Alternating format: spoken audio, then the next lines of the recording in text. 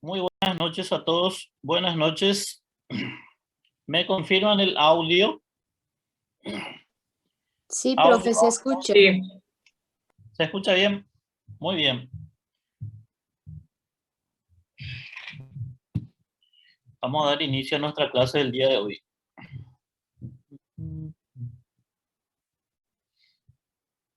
Muy bien, ya están por aquí. Deixa eu ver. Alexandre Pires, ya está por aquí. Rafisa, Ellen. Milena, Breno, Felipe, Amanda. Boa noite, pessoal. Vamos começar. Muy bien, excelente. Vamos a dar inicio entonces a nuestra clase del día de hoy. El día de hoy empezamos entonces a hablar sobre un tema muy importante que ustedes tienen que aprender a manejar bien, que es el aparato cardiovascular y las patologías que se pueden desenvolver en el aparato cardiovascular. Entonces, primeramente vamos a ver una revisión anátomo-funcional de lo que es el corazón y a partir de ahí vamos a entender muchísimas cosas.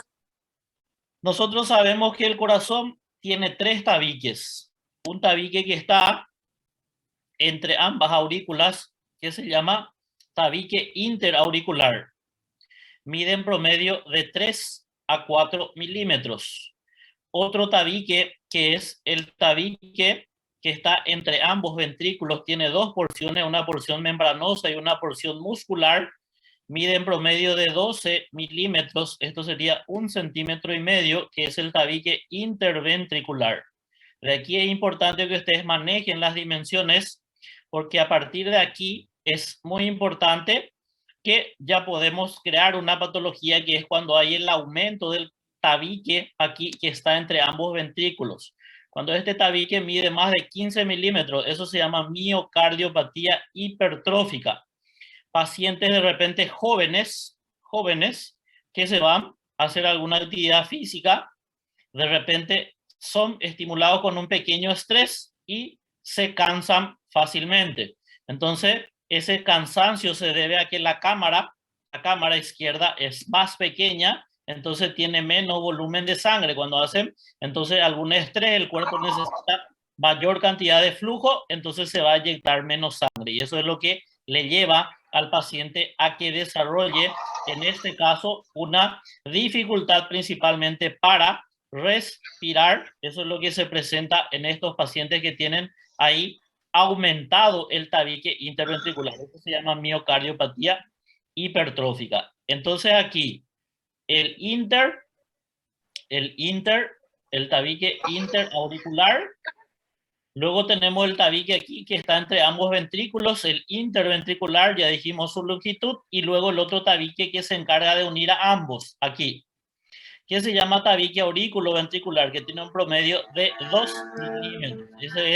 Esa es la longitud, o más bien el diámetro, no el diámetro, más bien ahí la espesura que tiene, en este caso, el tabique que une a ambos aurícula y ventrículo. Muy bien, ¿alguien tiene el micrófono encendido por ahí? Si es que de repente pueden apagar para no dar interferencia. Muy bien, continuamos entonces. Entonces tenemos 3 tabiques. Aquí tenemos los 3 tabiques y esos 3 tabiques es muy importante que nosotros conozcamos porque estos son los que dividen al corazón en un compartimiento derecho, que es llamado anatómicamente de corazón derecho, que es el que maneja sangre con dióxido de carbono, y el corazón del lado izquierdo, que es el corazón que maneja prácticamente la sangre con oxígeno. Entonces, conceptos anatómicos generales. Todo lo que llega en el corazón, se llaman venas, y todo lo que van a salir del corazón, entonces eso se van a llamar de arterias. Todo lo que entra va a ser vena y todo lo que sale entonces va a ser arteria. Aquí vamos a ver que el corazón presenta otra vez 4 cavidades Y dentro de estas cavidades cardíacas nosotros tenemos dos atrios. Aquí está el atrio del lado derecho, aquí está el atrio del lado izquierdo. Aquí tenemos nosotros el ventrículo del lado derecho, por este lado tenemos el ventrículo del lado izquierdo, y estas son las cámaras o cavidades cardíacas, 4 cavidades. De tal forma que a nivel de los atrios, vamos primeramente aquí hacia el lado derecho, vemos que va a llegar la sangre con CO2 a través de 2 vasos que drenan ese contenido de sangre con CO2 de toda la circulación aquí sistémica, que se llama vena cava. En el techo llega la superior y en el piso está llegando la vena cava inferior. Alguna estructura importante que tenemos que conocer aquí es diafragma. Diafragma. Todo el sistema de drenaje venoso que esté por encima del diafragma, esto se va a ir a la vena cava superior, y todo el drenaje venoso que esté por debajo del diafragma, esto viene a la vena cava inferior. Ahí entonces es donde va a caer la sangre a nivel del atrio del lado derecho, y una vez que cae esa sangre aquí a nivel del atrio del lado derecho, entonces esa sangre directamente, un 75% de la caída de esta sangre ya pasa aquí a nivel ventricular, ya pasa directamente, y solamente el restante que queda aquí, el 25%, es que se va a contraer y va a desembocar su contenido en una totalidad aquí a nivel del ventrículo del lado derecho. Entonces esta sangre se va a llenar, y ese mismo llenado de sangre es lo que va a levantar la valva que es el folleto o la hoja de la válvula. Recuerden que las válvulas tienen partes, tienen un anillo fibroso que está aquí adherido al orificio aurículo-ventricular, tienen el folleto u hoja, o llamada también de valva, tiene las cuerdas tendinosas. Entonces esos son los componentes que van a tener aquí las válvulas. Entonces aquí en la valva tenemos la cuerda tendinosa, y esa cuerda tendinosa viene a insertarse directamente aquí en un músculo. Recuerden aquí que la cavidad ventricular tiene músculos en su interior, y eso se llama músculos papilares. Unos músculos de primer orden aquí, que es donde en su borde libre se va a insertar esta cuerda tendinosa. Luego tenemos puentes cruzados que van a ser los músculos papilares de segundo orden. Luego tenemos espesamientos musculares que van a ser nuestros músculos papilares de tercer orden. Entonces, lo importante aquí, ¿dónde se van a insertar prácticamente nuestras cuerdas tendinosas? De las válvulas se insertan aquí en el borde libre del músculo papilar de primer orden. Una vez que llega la sangre aquí, dijimos que la misma sangre levanta la valva, pero esa sangre que está levantando la valva aquí, para que esta valva no vaya hacia atrás, hacia la aurícula, cuando se produce todo llenado, lo primero que se va a contraer aquí es el músculo papilar de primer orden. ¿Para qué? Para evitar que esta valva aquí tenga un reflujo para atrás, impidiendo así un reflujo sanguíneo ventrículo atrial. Entonces eso es lo que va a permitir que la sangre no vuelva hacia atrás. Si la sangre vuelve hacia atrás, es porque esta válvula está con problema, y de ahí es que nosotros damos mano a lo que es la auscultación cardíaca, en donde escuchamos los focos de las válvulas cardíacas que nos van a traducir ahí en soplos cuando nosotros tenemos algún problema valvular. Cuando ustedes escuchan el término soplo cardíaco, eso no es indicativo de que la persona tenga una enfermedad. Soplo cardíaco, mejor dicho, soplo cardíaco no es una enfermedad. Soplo cardíaco es un signo clínico de una entidad que se está desarrollando en el paciente, que se llama valvulopatía. Ahí es donde nosotros analizamos las válvulas cardíacas, que son básicamente 4. Y dentro de las valvulopatías pueden tener 2 problemas. O la válvula ser insuficiente, eso significa que su folleto vuelve para atrás, eso se llama insuficiencia valvular, o en algunos casos tenemos donde la válvula no se abre, y al no abrirse esa válvula, entonces ahí nosotros le llamamos a eso de estenosis valvular. Entonces la insuficiencia valvular y la estenosis valvular son los componentes de las valvulopatías. Entonces esas son las dos entidades que luego cuando estemos estudiando valvulopatía vamos a estar dando mayor hincapié en los hallazgos clínicos que vamos a tener con estos pacientes.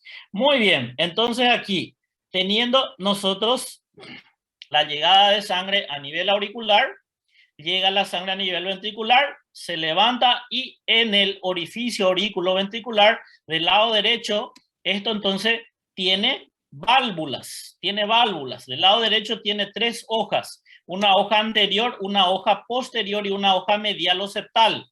Y a eso se le llama de válvula tricúspide, que tiene que impedir el reflujo de sangre a nivel atrial. Si es que todo va bien, no se abre la válvula aquí, tricuspidia, pero se abre una válvula que está en la estructura pulmonar, en esta parte aquí. Este vaso, dijimos que los vasos que salen, entonces se van a llamar arterias. Lo que sale al lado derecho, esto que sale al lado derecho, esto se va a ir hacia el pulmón. Y como se está yendo hacia el pulmón, entonces nos queda muy fácil el nombre de ese vaso sanguíneo. Ese vaso sanguíneo entonces se va a llamar de arteria pulmonar o tronco de la pulmonar, que tiene como objetivo llevar la sangre con CO2 hacia los pulmones. Ahí va a llegar la sangre. Ahí llega la sangre y la sangre, el objetivo que tiene a nivel del pulmón es realizar el intercambio gaseoso que se llama hematosis. Hematosis es lo que se tiene que producir entonces en los capilares perialveolares. Ahí es donde hay que realizar ese intercambio gaseoso. Se oxigena esa sangre y una vez que nosotros tenemos oxigenada esa sangre prácticamente ahí esa sangre va a retornar al corazón. Y va a retornar al corazón, lo que entra es vena, pero ahora vamos al lado izquierdo. Entonces lo que va a entrar es vena, sí, así mismo, vena.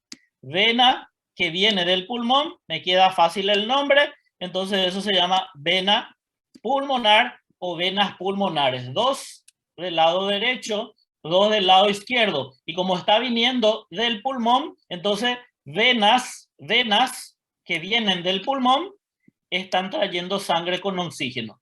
Como la arteria pulmonar es la única arteria en el cuerpo que lleva sangre con CO2, las venas pulmonares son los únicos vasos venosos del cuerpo humano que llevan sangre con oxígeno. Y ahí es donde tenemos la sangre que llega aquí a nivel de la aurícula. Aquí tenemos nosotros el orificio atrioventricular del lado izquierdo. Esto tiene 2 valvas formando la válvula bicuspidea, que va a tener una hoja anterior y otra hoja posterior, que tiene que cerrar entonces el orificio atrioventricular cuando la sangre cae aquí. El mismo sistema que se está produciendo a nivel del lado derecho se va a producir aquí, llenado de sangre, cierre de la válvula, contracción del músculo papilar de primer orden para impedir un reflujo de sangre, apertura de la válvula sigmoidea aórtica y ahí va a salir a la circulación sistémica, sangre oxigenada para poder, en este caso, perfundir a todo el cuerpo. El corazón derecho bombea la sangre hacia los pulmones y el corazón izquierdo va a bombear esa sangre hacia la circulación general o sistémica. Muy bien, dudas, hasta ahí, dúvidas, pessoal.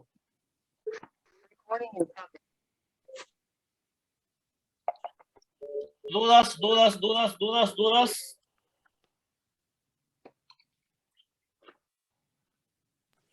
No, profe.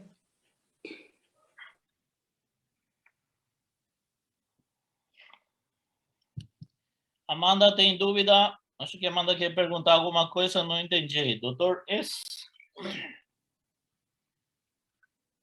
Insuficiencia valvular y estenosis. Esas son las valvulopatías, Amanda.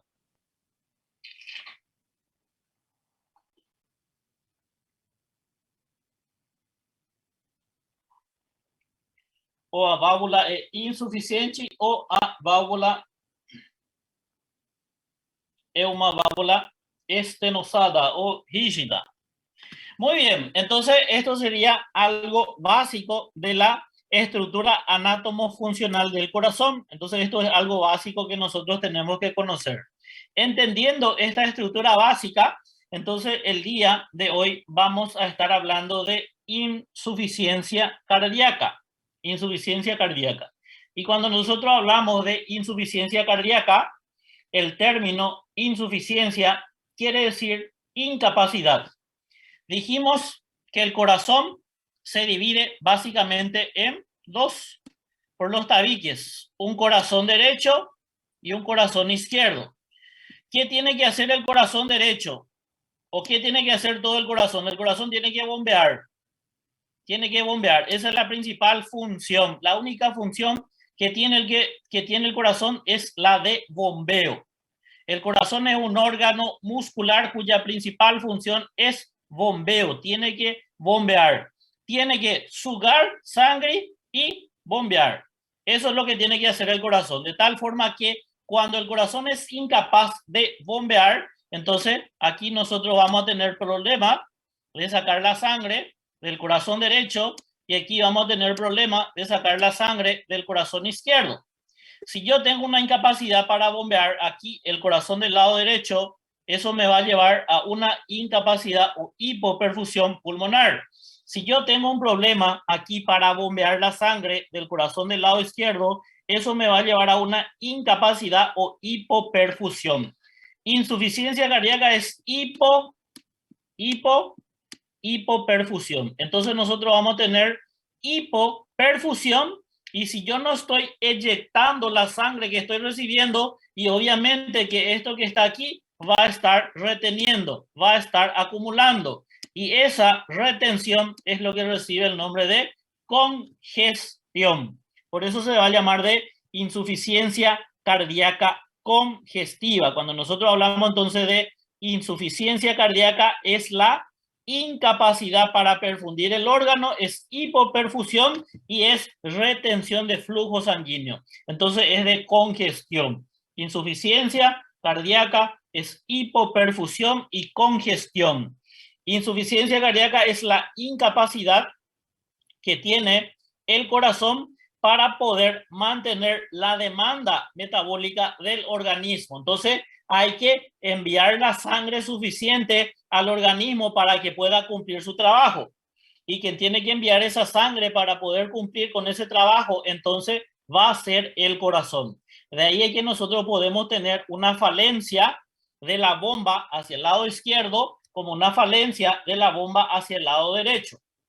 Dentro de las falencias de bombas cardíacas, nosotros la principal falencia de bomba cardíaca o insuficiencia cardíaca que vamos a tener es la insuficiencia cardíaca del lado izquierdo. Izquierdo, izquierdo, izquierdo, izquierdo. ¿Por qué es la principal? Porque nosotros tenemos una patología común, corriente, que es la más prevaleciente, que predomina desde lejos y es agente causal aquí para sobrecargar el ventrículo del lado izquierdo. Y de lejos la patología que lleva a que el corazón sea insuficiente para bombear la sangre es la hipertensión arterial sistémica. Aquí está mi vaso sanguíneo. Esto es la aorta. Si mi aorta tiene este calibre, entonces se va a bombear una buena cantidad y un buen flujo de sangre. Si la aorta y sus ramas, miren, tiene este calibre, es menor el calibre, eso quiere decir que vamos a tener menos cuantía de sangre que va a ser eyectada hacia la circulación sistémica. Entonces, el corazón va a responder cuando nosotros tenemos un aumento de presión. Entonces, dijimos que el corazón es músculo.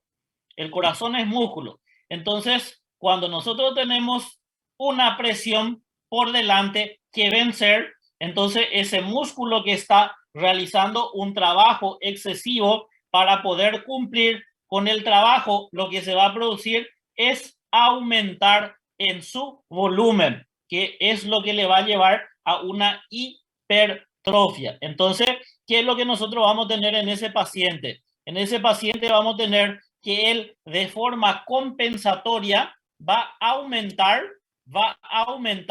sus fibras aquí, fibras musculares que van a llevar a una hipertrofia del ventrículo izquierdo. Por eso el paciente que tiene insuficiencia cardíaca tiene el corazón más grande, porque desarrollan aquí una hipertrofia ventricular. En el caso de la hipertensión arterial, entonces vamos a tener de que va a haber un aumento del ventrículo del lado izquierdo. Ahí tenemos de que hay un aumento en el ventrículo del lado izquierdo, pero esto es músculo. Si nosotros nos vamos al gimnasio, sabemos bien que no vamos a aguantar un día en el gimnasio porque la musculatura se va a cansar. Y lo mismo sucede con ese paciente que está con cuadro de hipertensión.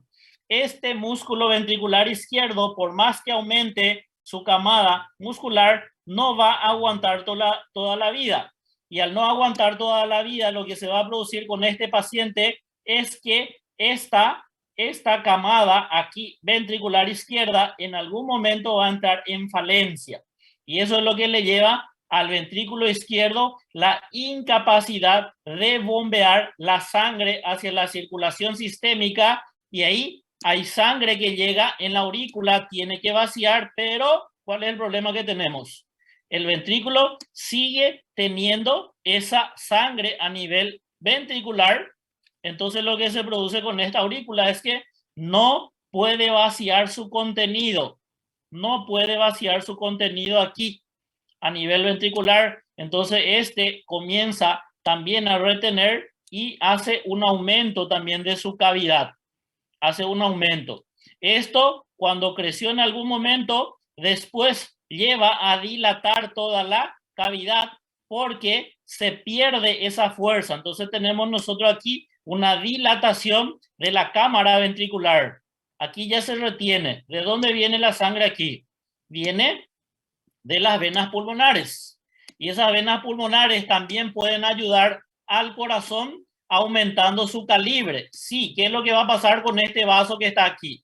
Vamos a suponer que este vaso sea el tamaño, pero al no poder desembocar su contenido, él aumenta su calibre para retener mayor cantidad de sangre. Entonces retiene, se genera aquí una hipertensión de las venas pulmonares, y esto es lo que posteriormente, miren, que va a causar de forma retrógrada un cuadro de congestión a nivel del pulmón o dentro del pulmón. Entonces vamos a tener aquí una congestión a nivel pulmonar. Y esto que está aquí, sabemos que está el alveolo y alrededor está el capilar.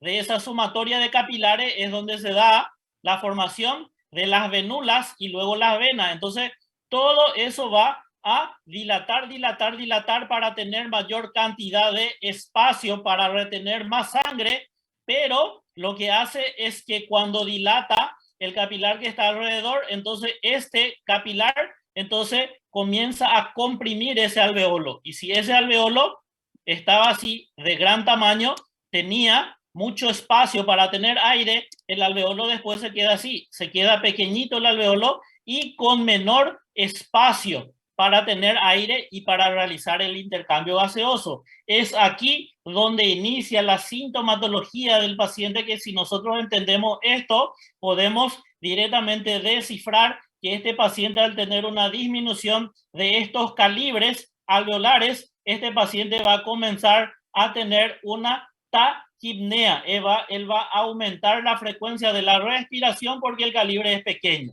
De ahí es que la falencia de bomba izquierda lleva al paciente a desarrollar el cuadro de dificultad para respirar, disnea. Entonces muchas veces nosotros vamos a encontrar como la primera manifestación ante la insuficiencia cardíaca el paciente que desarrolla dificultad respiratoria.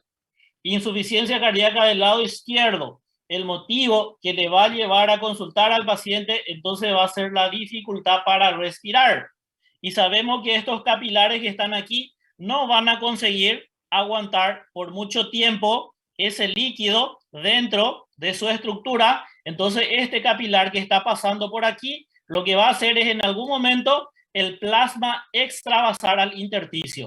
Entonces aquí hay alveolo, alveolo y esto es intersticio. Entonces comienza a acumularse líquido en el espacio intersticial, aquí perialveolar.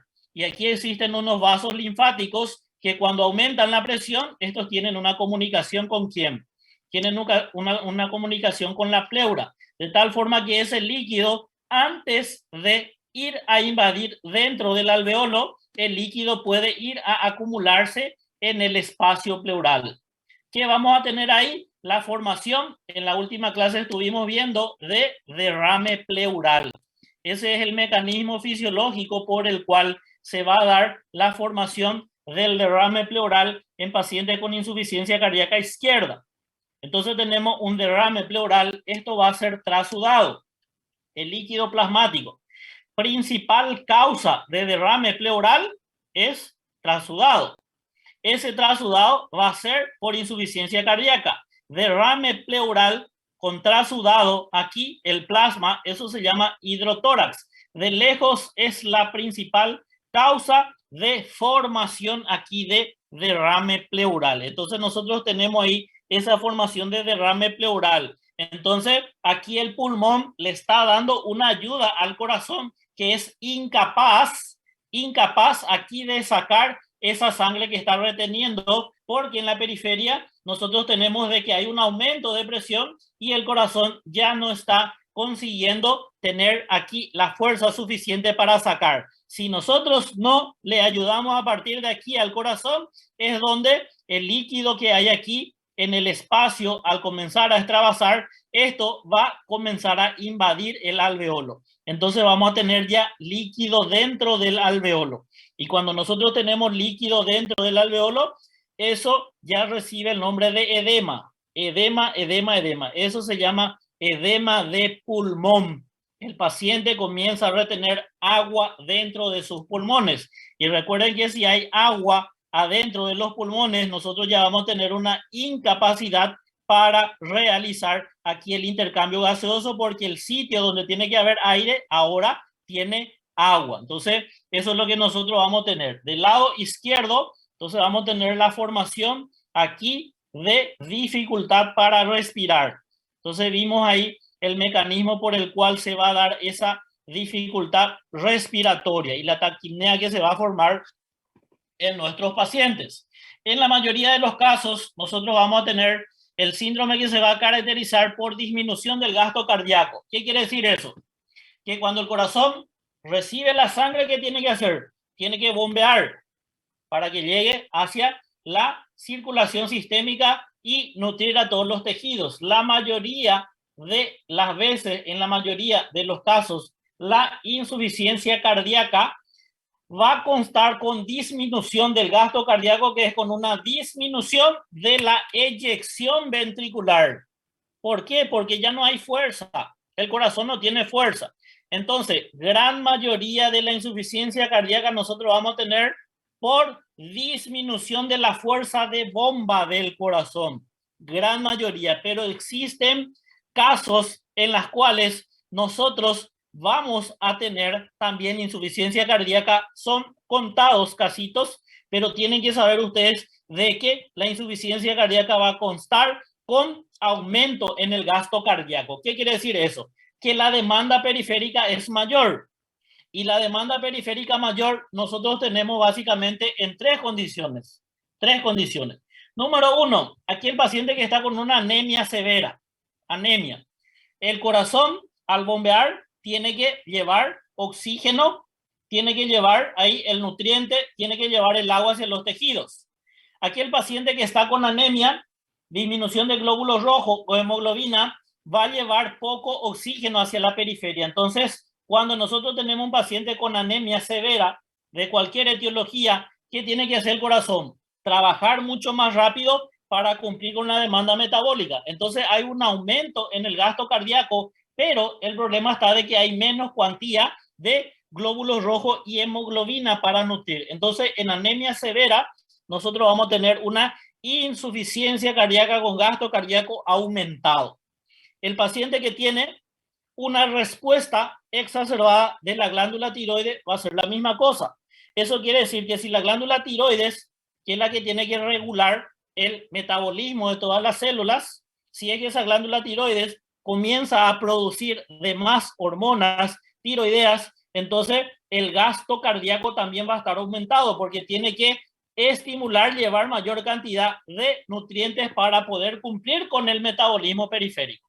Entonces, anemia severa, hipertiroidismo y el beriberi, que es una enfermedad que también va a cursar con gasto cardíaco aumentado. Ahí es donde nosotros vamos a tener insuficiencia cardíaca con gasto aumentado. Esas son las tres entidades en las cuales nosotros vamos a observar insuficiencia del corazón por cumplir con la demanda periférica del organismo. Y el resto, la gran mayoría de ello, entonces va a ser con gasto cardíaco bajo. El músculo está cansado y no puede bombear su contenido sanguíneo que está a nivel de las cámaras ventriculares. ¿Dudas hasta ahí?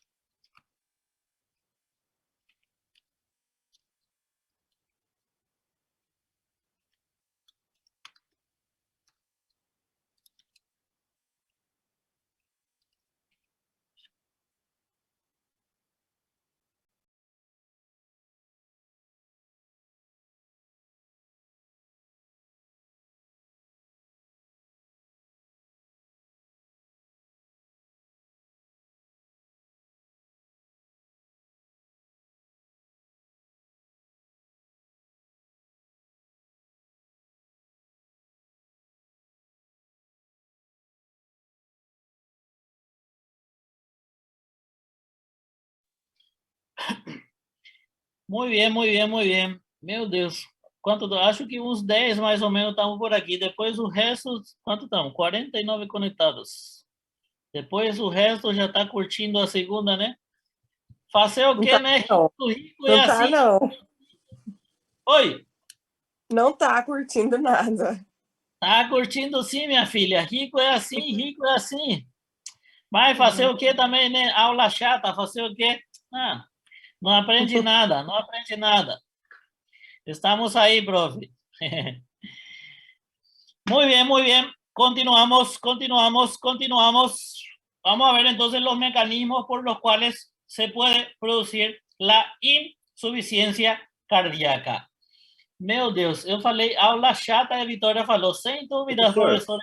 Ah, tá bom. Tá legal, Vitória. Tá legal, Vitória. Professor. Oi.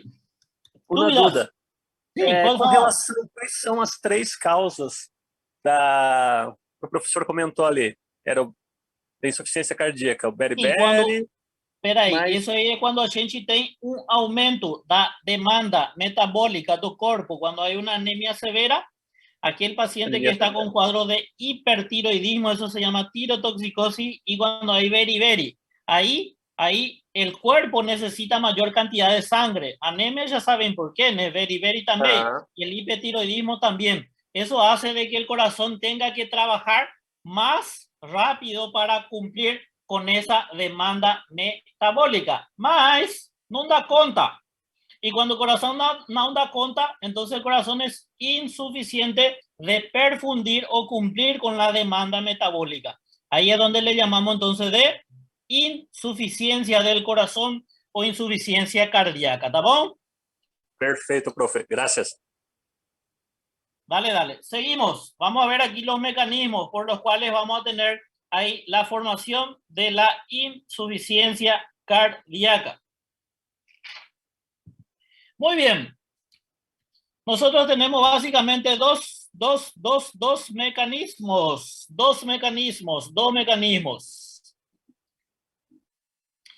Hugo, beriberi é déficit de uma vitamina. Vocês viram em bioquímica.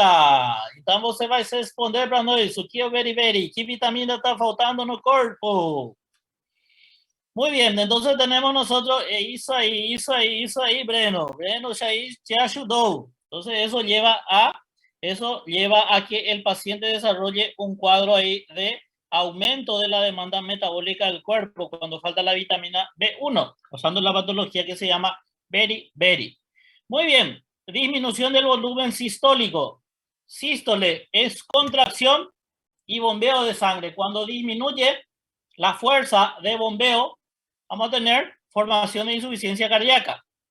Si tenemos una disminución de la frecuencia cardíaca, hay dos entidades aquí, dos entidades en la cual nosotros vamos a tener de que el paciente va a tener insuficiencia cardíaca con frecuencia cardíaca baja. Recuerden que cuando el corazón es incapaz de bombear la sangre, la respuesta que va a tener este corazón es aumentar el latido cardíaco y la fuerza de contracción. Eso va a ser de forma normal, natural, un mecanismo compensatorio. Y vamos a ver aquí que existen dos causas en las cuales el paciente cursa con incapacidad de bombeo con respuesta de sístole disminuida. Vamos a ver aquí cuáles son esas dos causas principales. Entonces vamos a analizar cuáles son aquí los que cursan con disminución en el volumen sistólico. Esto es lo más común. Cuando tenemos un aumento de la poscarga, ya dibujamos hace rato el corazón, aquí. Entonces, cuando yo tengo problema para inyectar la sangre del ventrículo del lado derecho o del ventrículo del lado izquierdo, entonces aquí, cuando me encuentro con un problema para sacar la sangre, entonces eso significa aumentar la poscarga. Si llega mayor cantidad de flujo a nivel ventricular, eso significa aumento de la precarga. Aumento de la poscarga, vamos a tener insuficiencia cardíaca, aumento de la precarga también. Dentro del aumento de la poscarga, el principal, hipertensión arterial. Ya dijimos que de aquí sale la aorta. Entonces la aorta, que tiene que llevar la sangre hacia la circulación sistémica, si el paciente desarrolla una hipertensión arterial sistémica, el calibre queda disminuido y ese calibre disminuido, la respuesta que nosotros vamos a tener que el ventrículo del lado izquierdo va a tener que hacer mayor trabajo para sacar la sangre. Entonces, esto es un aumento de poscarga que va a terminar sobrecargando la fuerza cardíaca. Del lado derecho podemos tener nosotros también un aumento en la poscarga en la arteria pulmonar y eso se va a llamar de hipertensión pulmonar, que va a desarrollar el paciente aquí una insuficiencia cardíaca del lado derecho. También las valvulopatías aquí de la sigmoidea aórtica y la pulmonar, tanto la estenosis, vamos a suponer aquí, miren, vamos a suponer aquí, tenemos la aorta y aquí tiene sus válvulas. Si la válvula está estenosada, rígida, tenemos que sacar sangre. ¿Va a dar para sacar mucha sangre con este pequeño espacio? No va a dar para sacar. ¿Qué va a hacer el corazón? El corazón va a aumentar su fuerza para sacar la sangre que tiene.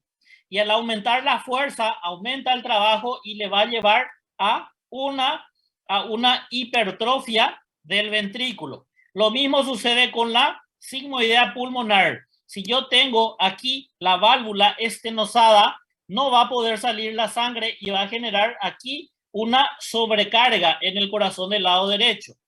Tanto la insuficiencia es cuando sale la sangre y la válvula tiene que cerrarse más. Opa, abrió. Y si volvió a abrir, viene buena cantidad de sangre a retornar otra vez. Entonces, ¿qué es lo que tiene este corazón? Tiene un reflujo de sangre hacia su cavidad y ahora hay sangre de la aurícula que también está tratando de esvaciarse en el ventrículo. ¿A qué le va a llevar? Le va a llevar a una sobrecarga ventricular. Entonces, las valvulopatías, tanto estenosis como la insuficiencia del lado derecho y la del lado izquierdo van a llevar al paciente a desarrollar un cuadro de insuficiencia cardíaca. Aumento de precarga. Precarga. Aquí quiere decir que vamos a tener mayor cantidad de sangre que va a desembocar a nivel de las cámaras ventriculares. Sobrecarga de volumen. Si la válvula tricúspide o mitral tienen una insuficiencia, no se cierran bien, entonces cuando tienen que estar cerradas, estas válvulas permanecen abiertas, quiere decir que de la aurícula viene a sobrecargar sangre a nivel ventricular, voy a tener sobrecarga, más volumen, ¿quién tiene que hacer más fuerza? El ventrículo. Y si ese ventrículo tiene que hacer más fuerza, en algún momento va a crecer la musculatura. Y en algún momento, si no corregimos, ese músculo se va a cansar. Sobrehidratación. Sobrehidratación.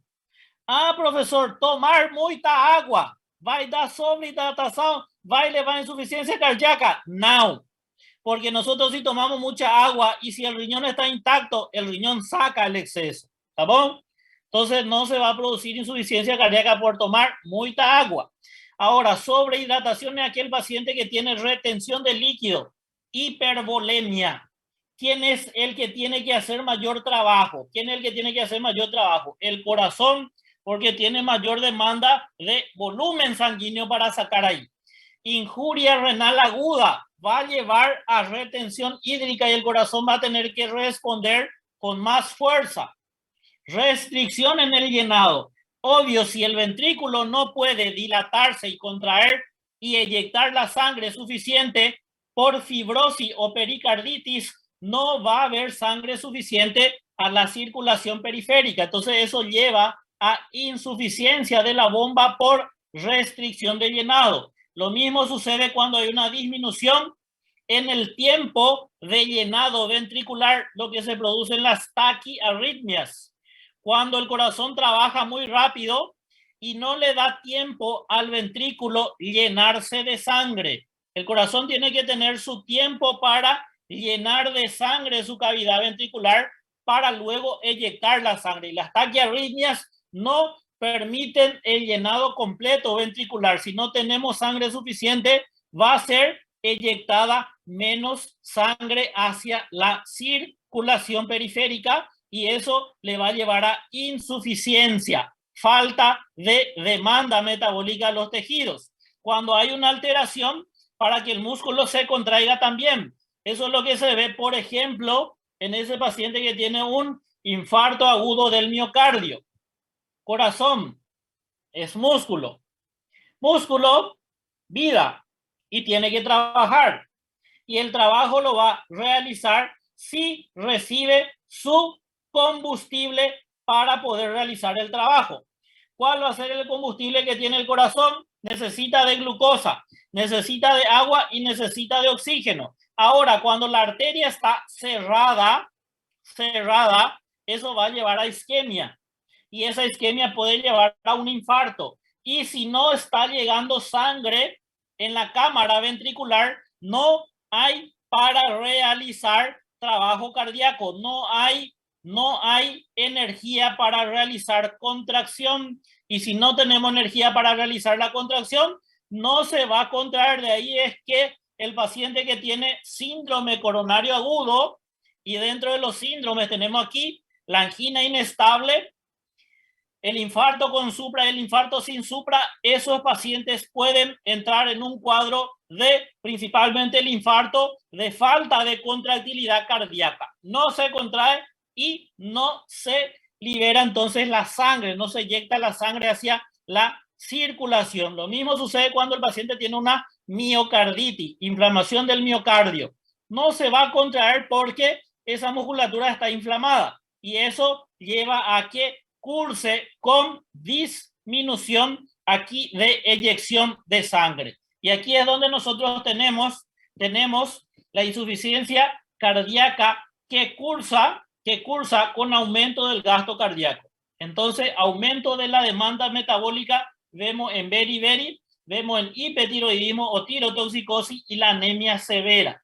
Ahí es donde nosotros podemos observar pacientes que van a tener una incapacidad de cumplir con su demanda metabólica porque hay un aumento de la necesidad de nutrientes hacia la periferia y el corazón es incapaz. Ese es el primer mecanismo, disminución del volumen sistólico. Y luego tenemos disminución de la frecuencia cardíaca.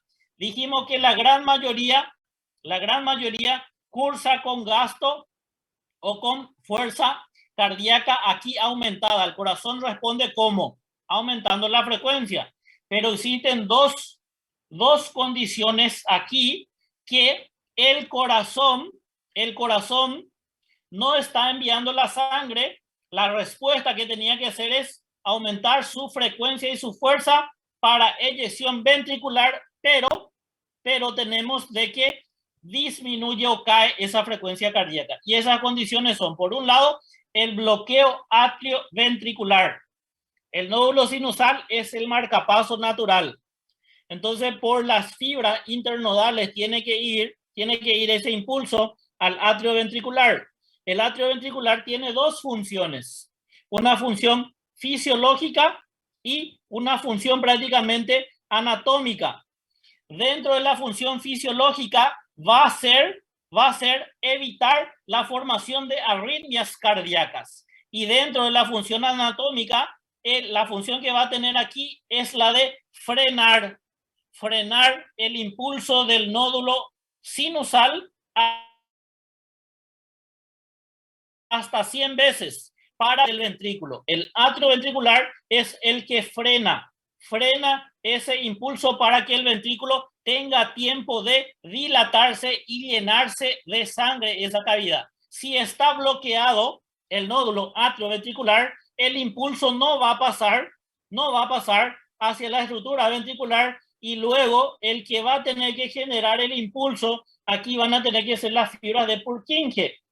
Y estas fibras de Purkinje generan poco impulso. Entonces van a generar una frecuencia de latido cardíaco muy bajo. Entonces eso va a hacer de que mi paciente va a tener una repercusión después en la perfusión periférica. Bloqueo atrioventricular lleva al paciente a desarrollar bradicardia y el otro se llama síndrome del seno carotidio. El seno carotidio está ¿dónde? En la bifurcación de la carótida, a nivel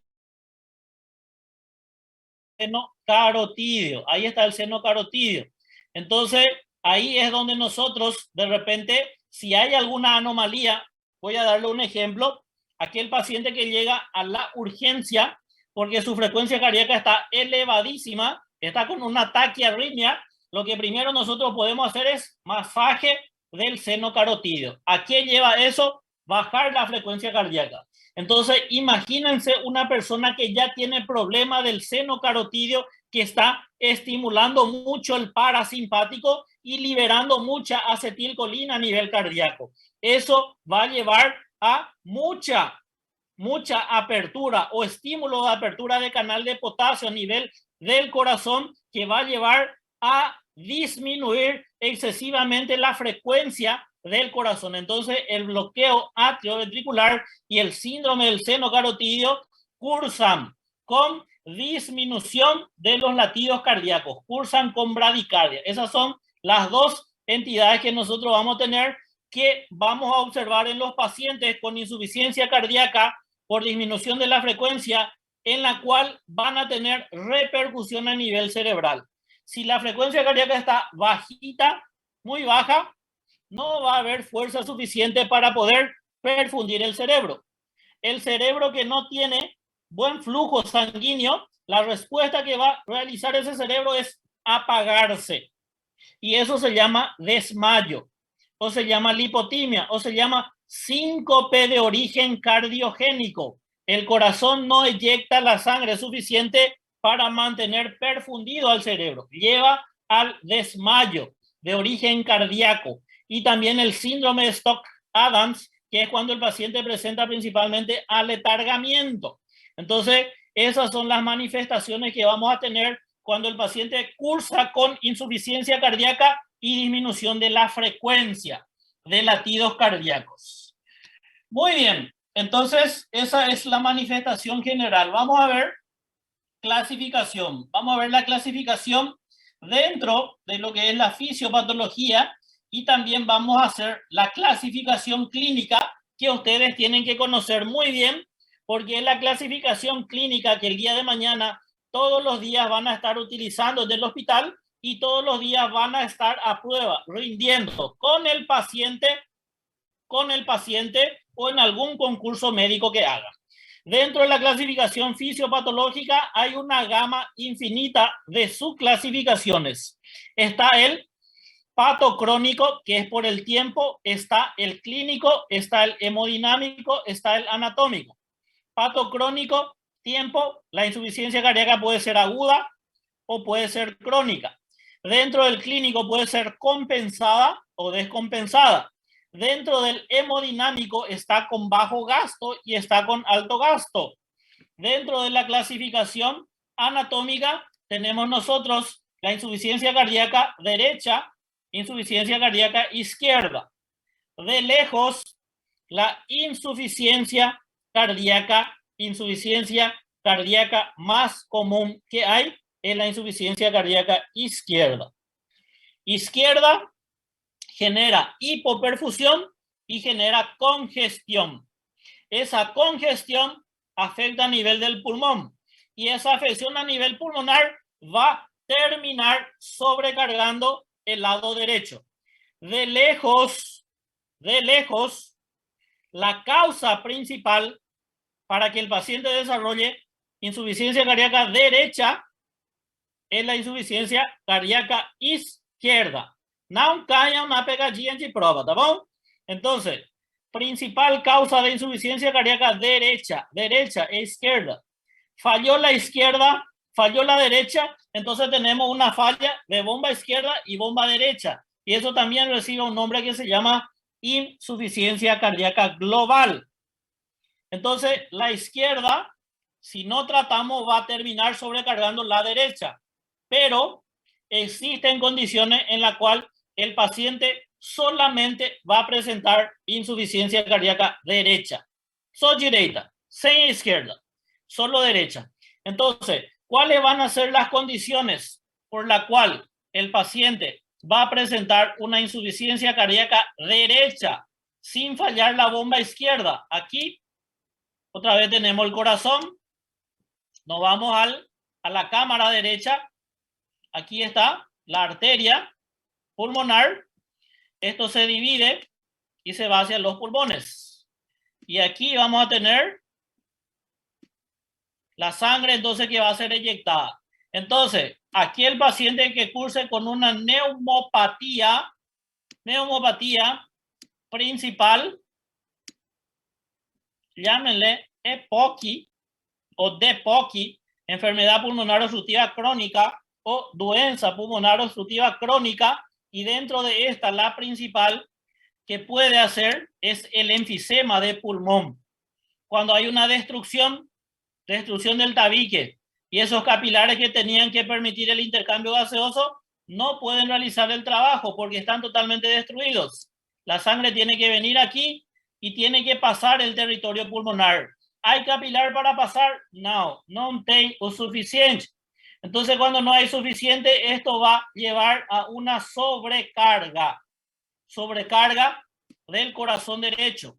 Esto lleva a una hipertensión pulmonar que desarrolla aquí la cámara derecha del corazón. Crece el músculo ventricular derecho. La otra causa es una estenosis o insuficiencia de la válvula sigmoidea pulmonar que puede hacer de que el paciente desarrolle también aquí una insuficiencia cardíaca derecha. Cuando está de manifestación solamente la derecha, ¿qué vamos a tener aquí? La sangre tiene que vaciarse, ¿puede? No puede. Entonces, no puede vaciarse la sangre y esto también va a crecer. Crece todo este compartimiento. Esto es lo que desarrolla en el paciente lo que se llama el corazón pulmonar o cor pulmonale. Entonces, ese cor pulmonale es lo que le lleva al paciente aquí a la insuficiencia de bomba del lado derecho. Y enseguida vamos a ver cuáles son los síntomas principales que vamos a tener con esos pacientes que tienen la insuficiencia cardíaca del lado derecho. Muy bien, dúvidas, dúvidas, dúvidas. Hasta ahí, dúvidas.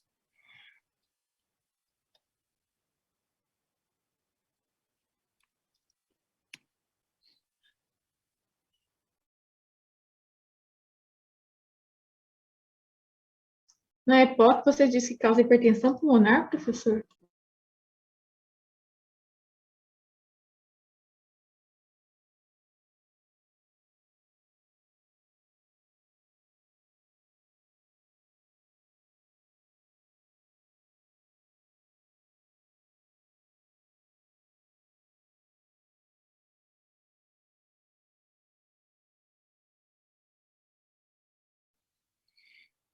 En la EPOC, en el enfisema es donde nosotros tenemos aquí de que la sangre no puede pasar el territorio de la pulmonar.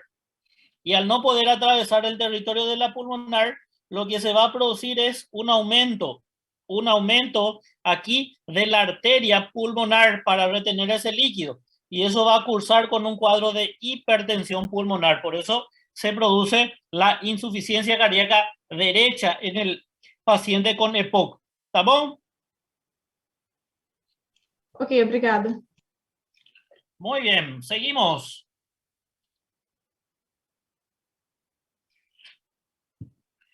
Vamos a ver la fisiopatología. Fisiopatología. Muy bien. Tanto la derecha como la izquierda, cuando tiene una presión por delante que vencer, entonces eso va a hacer de que disminuya el flujo periférico y pulmonar. Si nosotros tenemos una disminución de flujo periférico y pulmonar, vamos a tener que la sangre a nivel cerebral va a llegar en menor cuantía. Y si la sangre llega en menor cuantía a nivel del cerebro, automáticamente el cerebro dice, no, está llegando poca sangre, yo quiero más.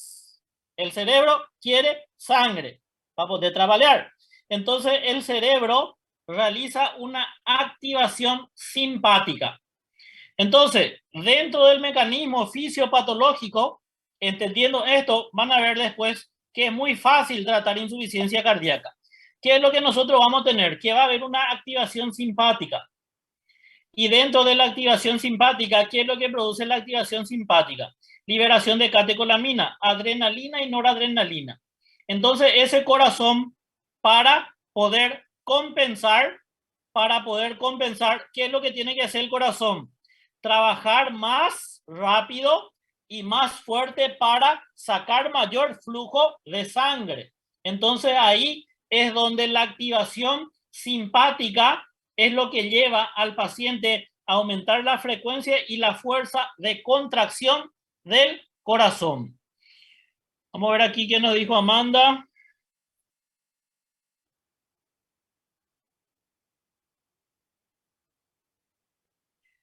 Cuando Corona lleva una cardiopatía es debido a un derrame pleural con el sudado. No entendí nada aquí, Amanda, no entendí nada.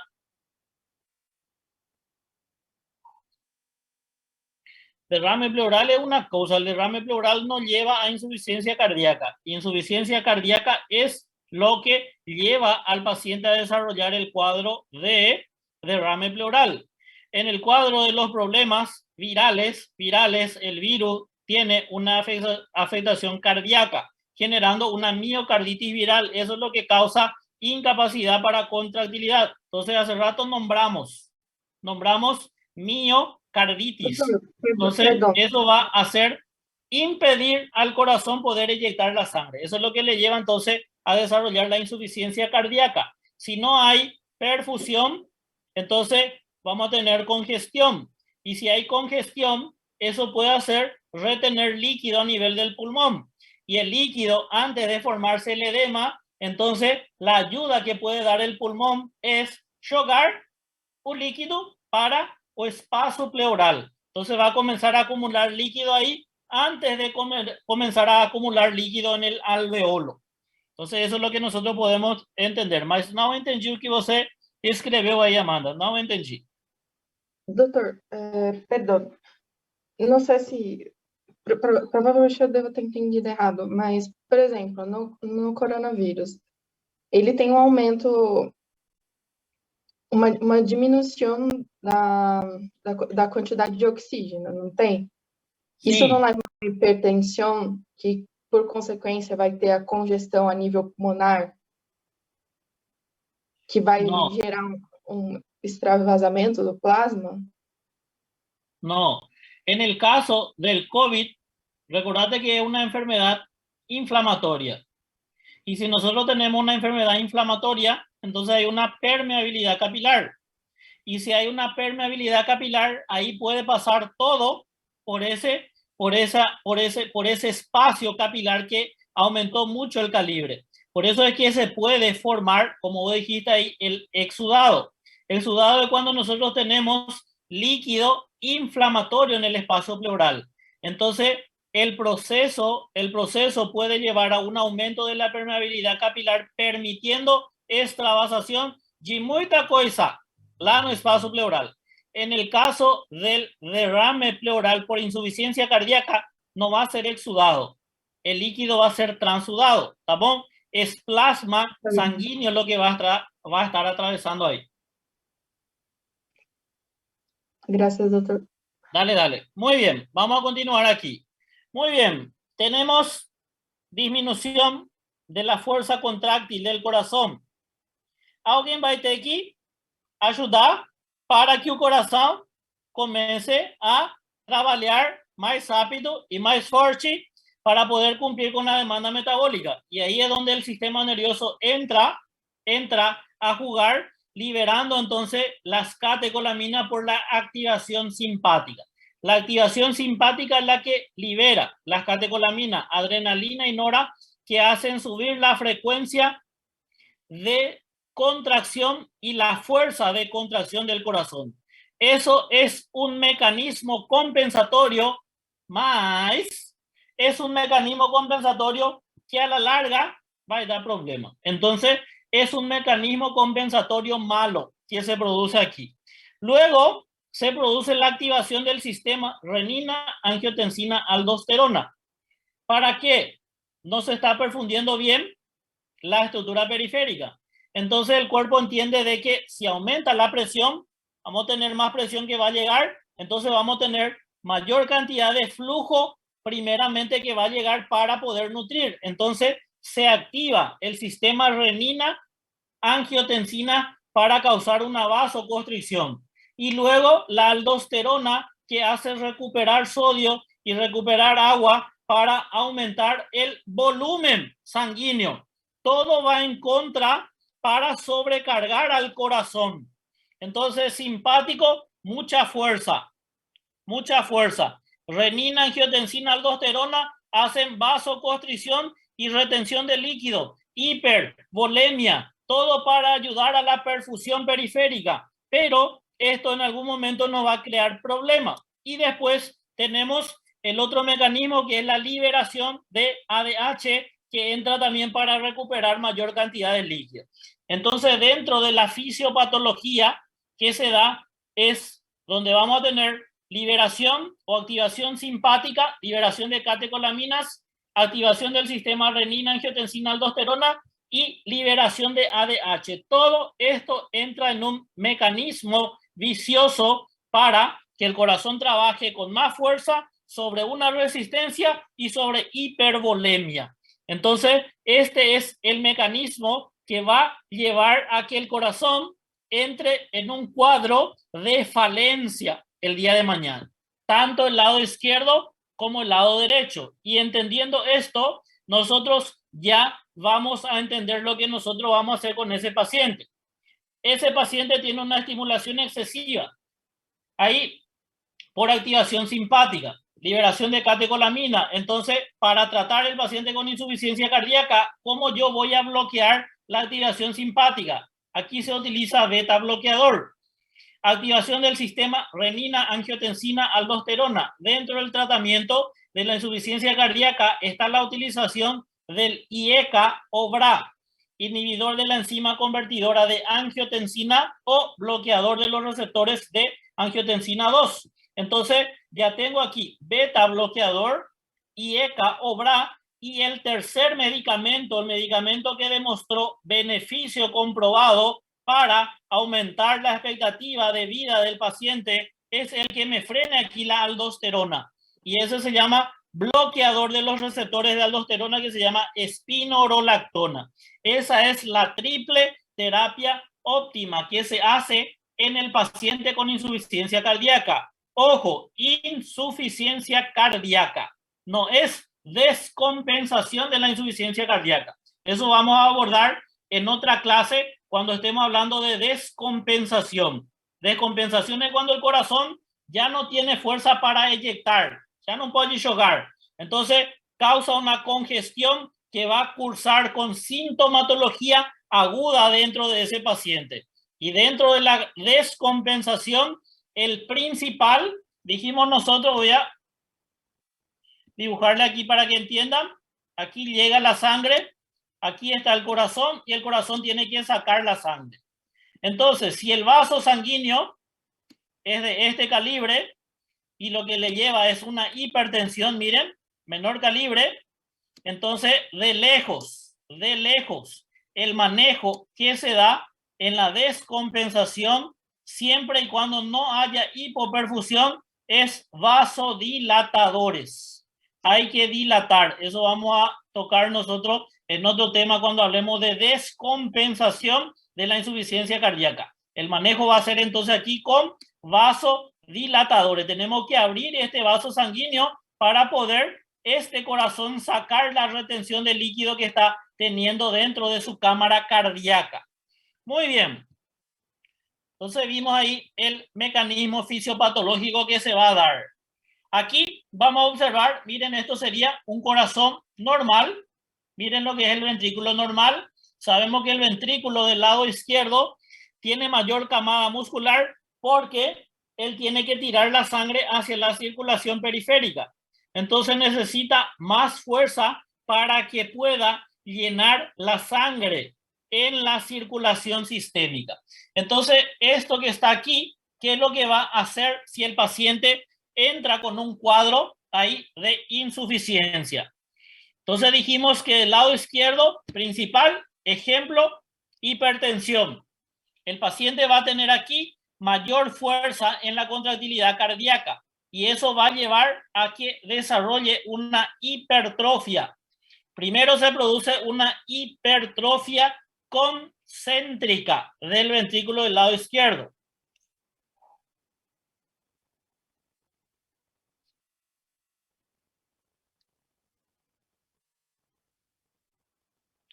Presión elevada, hipertensión, hipertensión, solamente con vasoconstricción. La respuesta en la hipertensión es vasoconstricción ana. Más la hipertensión lleva a la activación del sistema renina, angio, aldosterona que causa en retención de líquido. El paciente cursa con hipervolemia cuando tiene hipertensión. Casi sinónimo usted está hablando ahí. Entonces, hipertensión significa aumento de la resistencia vascular periférica que va a traducir en aumento del volumen. Muy bien. Entonces aquí esto, la hipertrofia concéntrica, es un mecanismo compensatorio que luego va a fallar. Cuando el corazón ya está cansado, ¿qué va a pasar con esta cavidad? Esta cavidad va a recibir sangre, pero ya no tiene fuerza para eyectar y va a comenzar a aumentar su cámara. Entonces, eso se llama ahí la miocardio dilatada. Entonces tenemos nosotros una hipertrofia excéntrica. Miren qué es lo que sucede. Aumenta el calibre de la cámara izquierda del corazón. Y esto es lo que puede hacer que la válvula aquí se separe demasiado y el paciente con insuficiencia cardíaca descompensada tenga un reflujo de sangre del ventrículo hacia el atrio por la separación de las válvulas. Podemos escuchar nosotros en esos pacientes aquí, entonces, algún soplo que se produce también por la regurgitación ventrículo atrial. Entonces, vamos a ver primero la hipertrofia concéntrica y luego la excéntrica o dilatada. Se dilata la cámara izquierda del corazón. Entonces, miremos aquí una imagen, cómo aumenta mucho el calibre, la musculatura aquí de nuestro ventrículo del lado izquierdo para poder compensar la resistencia o el aumento de la resistencia periférica que está teniendo. Entonces es un mecanismo compensatorio que a la larga va a causar problemas. Tenemos entonces los tres mecanismos compensatorios: activación simpática, sistema renina-angiotensina y la liberación de ADH. Estos son llamados de mecanismos compensatorios malos en la insuficiencia cardíaca. Y cuando el corazón ya no da cuenta, ya no tiene fuerza para poder sacar la sangre, lo último que entra para ayudar al corazón es un mecanismo compensatorio bueno. Un mecanismo compensatorio bueno. ¿Y cuál va a ser el mecanismo compensatorio bueno? Cuando llega sangre a nivel del corazón, y esa sangre que llega a nivel del corazón dilata las cámaras auriculares. Y dentro de las cámaras auriculares que se van a dilatar al lado derecho, nosotros tenemos lo que se llama el péptido natriurético auricular, que cuando es muy dilatado se libera este péptido que va a actuar a nivel renal para sacar sodio y sacar agua. Ahí está ayudando el péptido. Entonces, un mecanismo compensatorio bueno. El único mecanismo compensatorio bueno que hay dentro de la insuficiencia cardíaca es la liberación de péptido natriurético auricular. ¿Qué hace este péptido? Saca sodio y saca agua. Entonces, disminuye la volemia, y al disminuir la volemia, el corazón no se ve con mucha carga para poder realizar su trabajo. Mas foi tarde porque cansó demais. Ese es el problema que vamos a tener. Entonces, esta es la fisiopatología principal que se da. Ahora, dentro de la clínica, tenemos que dividir nosotros. ¿Cómo vamos a dividir? Corazón derecho y corazón izquierdo. Primero vamos a ver el izquierdo porque es el más prevaleciente y es el más común. Insuficiencia o falencia de bomba izquierda. Cuando falla la bomba izquierda, ventrículo no puede inyectar, tiene sangre, tiene que caer de la aurícula, más un ventrículo está con sangre. La aurícula no puede vaciar y de forma retrógrada se va a congestionar a nivel pulmonar. Y de lejos la clínica característica que tiene el paciente con insuficiencia cardíaca izquierda, y por eso se va a consultar, es la dificultad para respirar. Disnea observamos en pacientes con insuficiencia cardíaca izquierda. Esa es la dificultad respiratoria que va a tener el paciente. Luego tenemos la insuficiencia cardíaca derecha. Tanto si sea por una respuesta de la izquierda o solo una insuficiencia cardíaca derecha por un paciente con enfisema, hay una triada característica para el diagnóstico. Y dentro de esta triada, nosotros tenemos que buscar en este paciente. Tenemos que buscar corazón derecho, está con falencia de bomba. Ventrículo izquierdo, tem que vaciar el contenido. ¿Puede vaciar? No puede vaciar el contenido. Tiene sangre a nivel auricular que quiere vaciar en el ventrículo, pero no puede.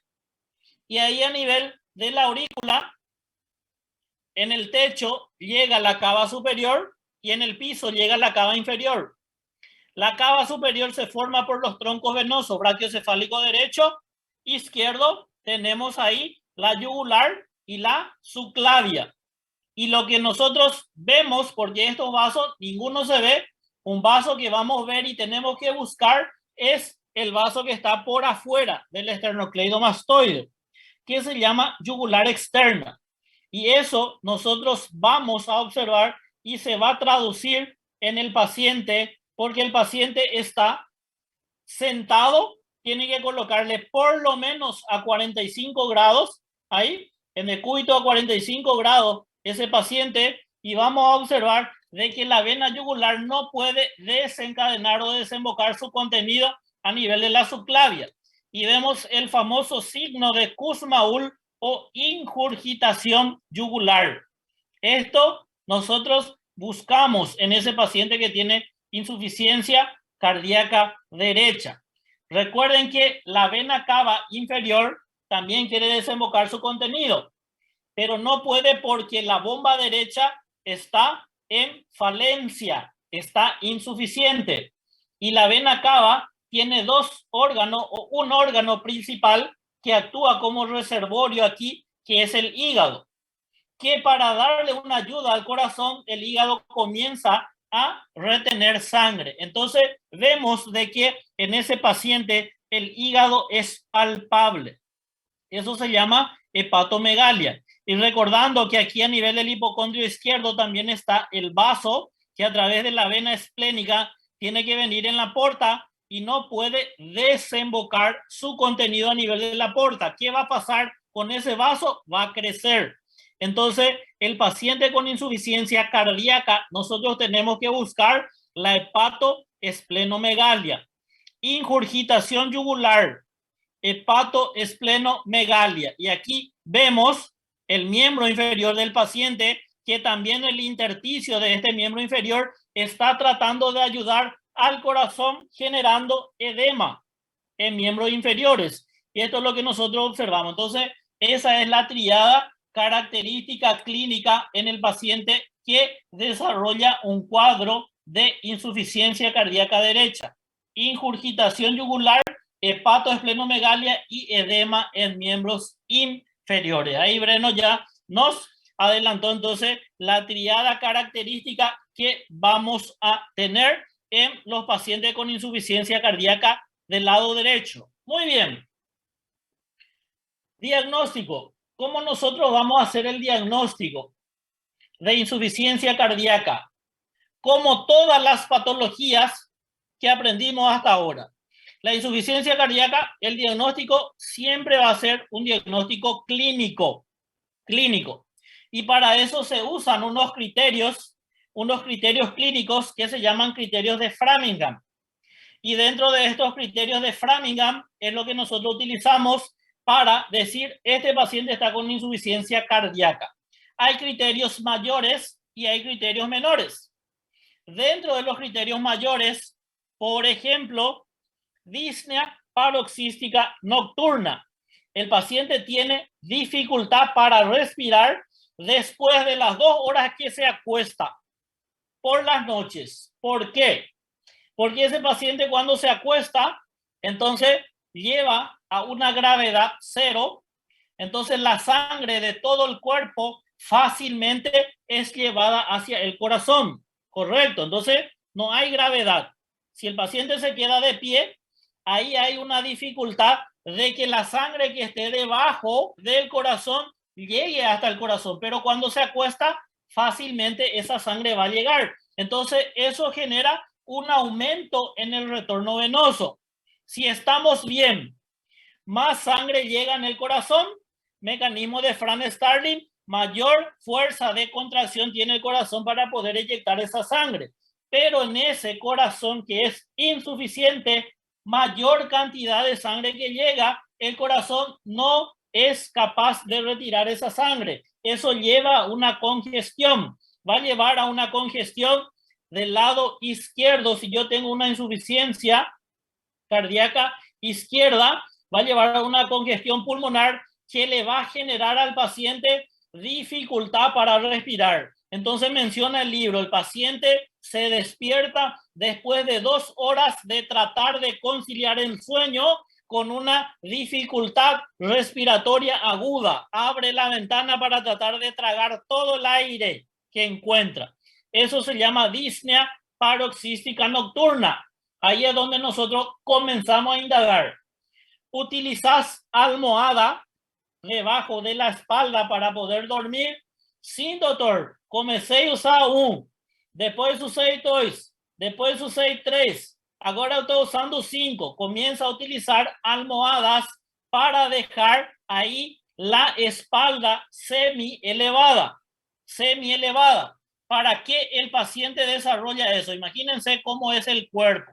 Aquí, si está así, en una posición neutra, fácilmente va la sangre al corazón. Pero si el paciente se queda así, miren, y hace un decúbito a 45 grados, la sangre que viene aquí ya tiene dificultad para subir, disminuye el retorno venoso. Por eso es que el paciente cursa con dificultad para respirar cuando se acuesta todo. Entonces, utiliza almohada para colocarse semi sentado. Hay algunos que incluso mencionan de que duermen sentados porque cuando apenas se acuestan un poco tienen esa dificultad. Estertores crepitantes, eso quiere decir agua dentro del pulmón. Eso quiere decir que comenzó a extravasar el plasma sanguíneo a nivel alveolar. Muy bien. Entonces, es indicativo de insuficiencia cardíaca. Cardiomegalia observada por la radiografía. Nosotros podemos pedir una radiografía de tórax en un paciente con insuficiencia cardíaca. Vamos a suponer que sea el tórax del paciente. Vamos a dividir aquí la mitad. Ahí, miren, ahí dividimos la mitad. La mitad. Entonces, de este lado está la aurícula y del otro lado está el ápice del corazón así. En ningún momento aquí la distancia de la aurícula con el ventrículo puede ser mayor que un hemitórax. Esto se llama índice cardiotorácico. Índice cardiotorácico. ¿Qué sucede con el paciente con insuficiencia cardíaca izquierda? Crece el corazón. ¿Qué sucede con el paciente con insuficiencia cardíaca derecha? Crece el corazón. Si vemos un corazón aumentado de tamaño, es indicativo de insuficiencia cardíaca. Entonces, aquí la clínica más cardiomegalia observada por radiografía es indicativo de que el paciente está con insuficiencia cardíaca. Tercera bulla cardíaca, tercer ruido cardíaco es indicativo de sobrecarga de volumen. Éstasis yugular, reflujo hepato yugular, presión venosa menor a 16 centímetros de agua, pérdida de 4.5 en 5 días de tratamiento. Todos son criterios mayores de insuficiencia cardíaca, criterios de Framingham. Y luego tenemos los criterios menores. Edema en miembro inferior. El paciente puede tener edema.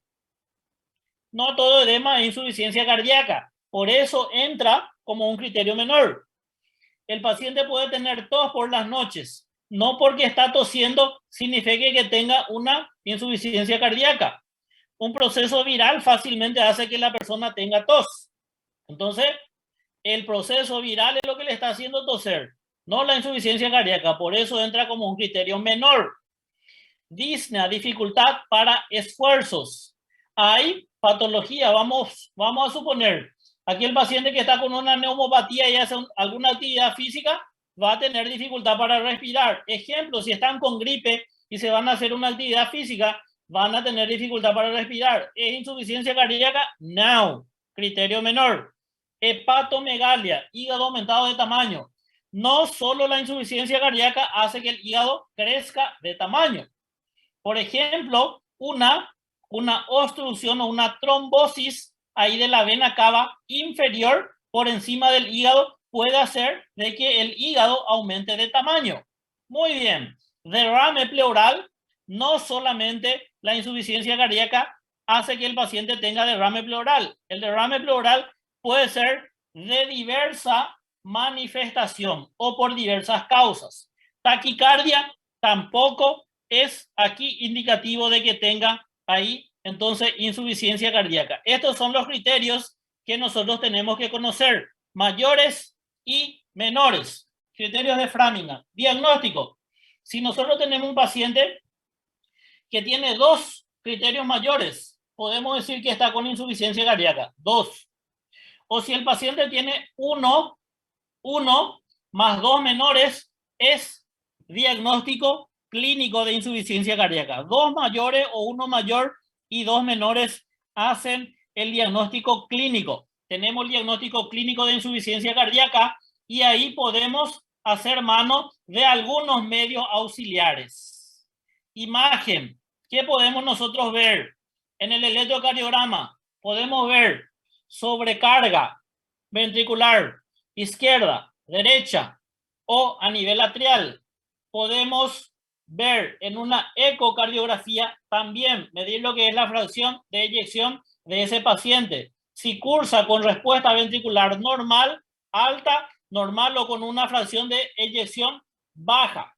Entonces, electrocardiograma, ecocardiograma podemos hacer mano como medio auxiliar, radiografía buscando la cardiomegalia en el paciente y de laboratorio. Laboratorio, lo más importante en el laboratorio es el péptido natriurético auricular, que si está elevado es indicativo de que el paciente está con insuficiencia cardíaca del lado derecho. Y dentro de la clasificación para nuestro tratamiento, clasificación en el manejo clínico, tenemos la clasificación por la NYHA o New York Heart Association. Tenemos en cuatro clases, las clases funcionales de la insuficiencia cardíaca, que son el paciente con insuficiencia cardíaca clase funcional 1. ¿Cuál es ese? El que hace una actividad brusca y tiene dificultad para respirar. Entonces, o no tiene dificultad para respirar o tiene dificultad respiratoria a muy grandes esfuerzos. Eso se llama clase funcional 1. Aquí el otro extremo es la clase funcional 4. Si uno es cuando hace una actividad física intensa, el peor va a ser cuando tiene dificultad, cuando está sentado, en reposo. Esos son los extremos. Y luego tenemos las variantes.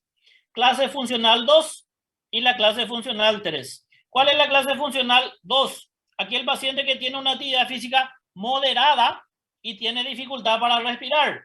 Y la 3 es aquel paciente que hace una leve actividad física y tiene una dificultad para respirar. Entonces, esto es la clasificación de acuerdo a la New York Heart.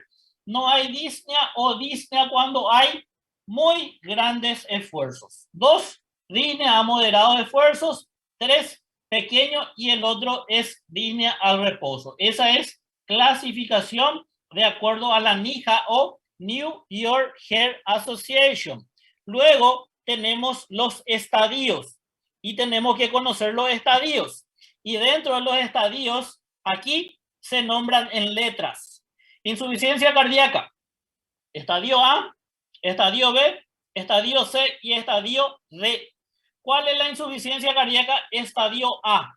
Estadio A, no hay alteración estructural del corazón, no hay síntomas, pero el paciente tiene factores de riesgo para desarrollar. ¿Cuáles son los factores de riesgo? Hipertensión es un factor de riesgo. Dislipidemia es otro factor de riesgo. Diabetes es otro factor de riesgo. El paciente que está con un cuadro de alcoholismo o tabaquismo, todos son factores de riesgo. O sea que si somos hipertensos, ya entramos como insuficiencia cardíaca estadio A.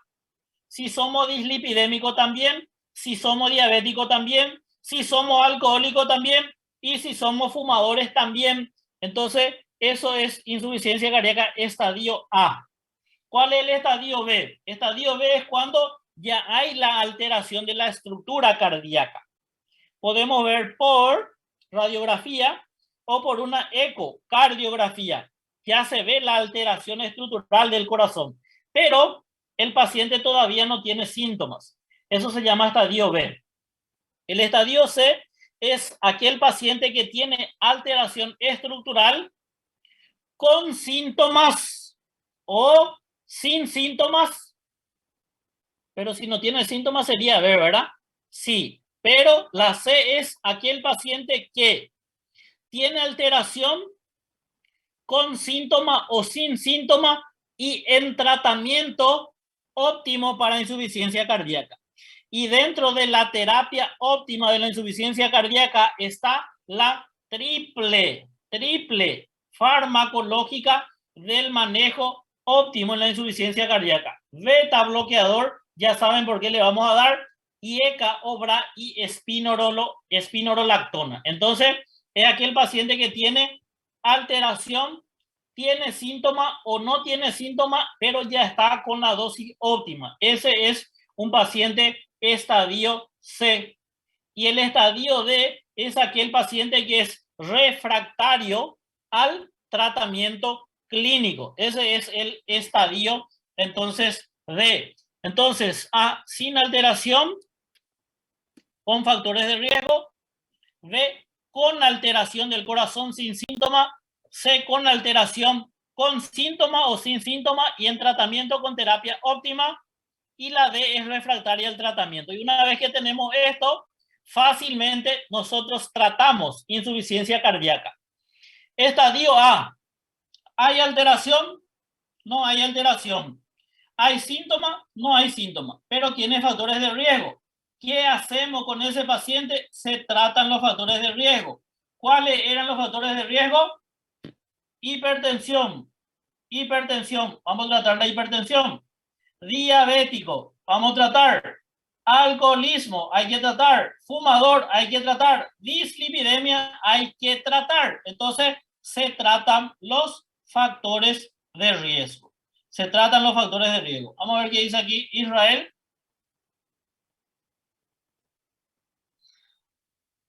No, en el B va a ser cuando ya haya alteración del corazón, Israel. Você pode pegar tudo. Você pode pegar tudo essa merda aí, mas se não ter fudido ainda o coração, você continua na A, tá bom? Você vai continuar na A. Muy bien. Entonces, el B es cuando ya tenemos alguna alteración. Alteración, pero no hay síntomas. Vamos a tratar los factores de riesgo, pero aquí como ya hay alteración, entonces ya se inicia el tratamiento con beta bloqueante y el medicamento aquí que mejor pueden utilizar es un IECA porque evita el remodelamiento cardíaco, pero está como terapia de primera línea. De primera línea, entonces aquí el IECA obra. ¿Qué hacemos? Beta bloqueante, succinato de metoprolol. Metoprolol es la droga de elección para poder utilizar entonces aquí en insuficiencia cardíaca. Entonces vamos a usar beta bloqueante IECA o BRA en el estadio 2. Estadio 3 ya tiene alteración, tiene síntomas o no tiene síntomas, pero ya está con la triple terapia. Terapia optimizada en el tratamiento de la insuficiencia cardíaca, que es beta bloqueador, IECA o BRA y la espironolactona. Y la D es aquel paciente tiene alteración, ya no responde al tratamiento clínico y a ese paciente se le hace soporte y entra en la lista para trasplante cardíaco. Muy bien, muy bien, muy bien. Insuficiencia cardíaca, tallo coração bem cansadinho. Insuficiencia cardíaca é só isso, pessoal. Bem, bem, bem facinho, insuficiencia cardíaca. ¿Hay dudas? ¿Dudas? ¿Preguntas?